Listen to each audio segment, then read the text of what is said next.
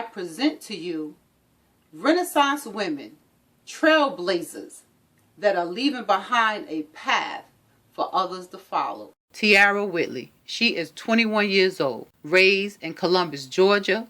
She attends Columbus, Georgia State. She majors in both biology and business management. Tiara has dedicated her life to serving God. She loves participating in the homeless feeding and street evangelism. Are you the one? All right. When we read the story, the main point we usually get out of it is the fact that the youngest son went off and he spent all of his money and was left broke. We know that in the end, he eventually comes back and repents to his father, and he was no longer lost. But we can look at this from another point of view. The story has more to do with Jesus being consistent rather than someone being lost, who was lost being found. And I was mind blown because it's so true, and I never thought about it that way. But think about the last time you were in sin and your bills were paid. Think about the last time you went somewhere you weren't supposed to, but you made it home without even a scratch. Come on now. What about the time you should have been exposed, but God said not so? See, God is the one who will provide even when we're out of His will. His blessings are not just limited to the one speaking in tongues or the one shouting. I know that's right. He still blesses us when we go to sleep, for those who go to sleep drunk or high. And I even go as far as to say He will use that same person to witness to someone who is not. When did you first realize that you had a talent for writing?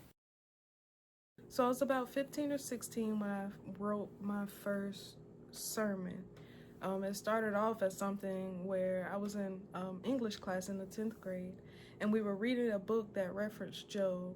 And at the time, I really didn't, know about the story. And so I went home and I read up on it. I wrote some notes, and I kind of left it there.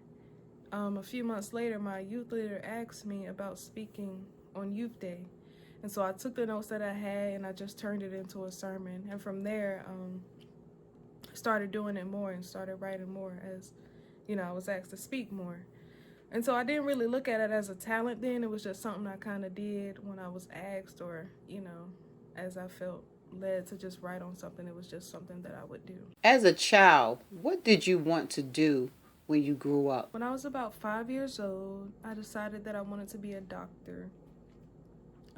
I didn't really understand that there were different types at the time, of course. I just knew I wanted to be a doctor. But as I got older, I realized that I had a passion for working with children. So from there, I decided that I wanted to be a pediatrician. And, even though I'm writing, I'm a biology major. And so I'm still on that path to become a pediatrician. What do you think makes a good story? I would say something that makes a good story is something that's real and relatable.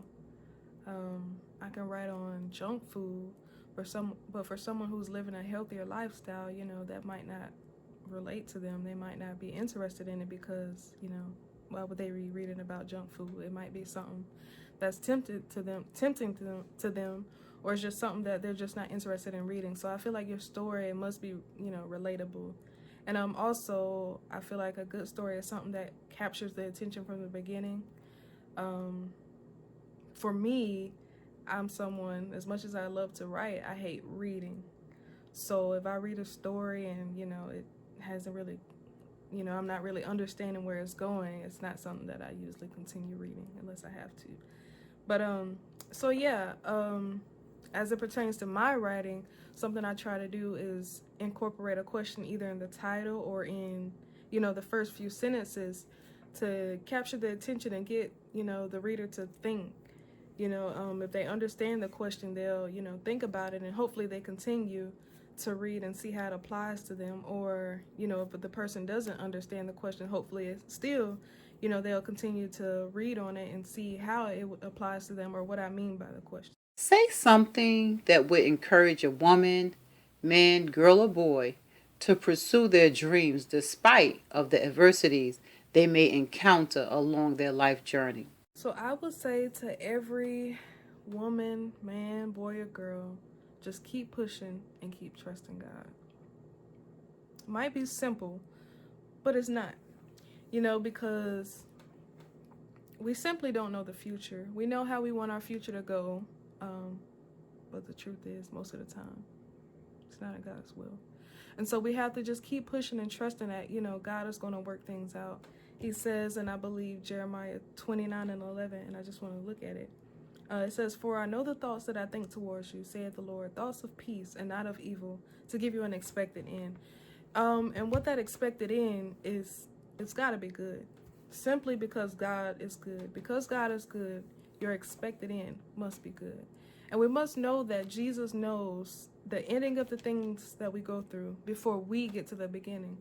So, why not trust in him? Why not lean on him? Why not depend on him?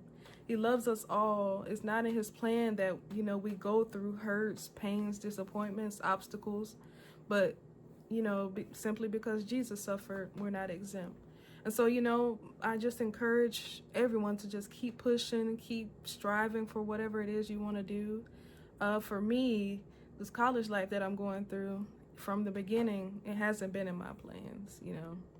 I had plans to go to a big school. I had plans to, just be off on my own. And, I'm here online, and it's working for my good. I still don't understand it. I'm still kind of going in it kind of blind, but I know that God is leading me in the right direction. It's just important to just keep pushing, keep trusting on him, and knowing that whatever he takes you through, whatever you go through, it will work out for your good. It must be good because God is good, and he promises us a future that will give us an expected end. Tiara, thank you. And remember, as you continue to grow, that you have the power to change the world with God by your side. You're already on the right track, Renaissance woman. Keep doing what you're doing, because it looks good on you. Thanks for watching. Don't forget to like, comment, and subscribe.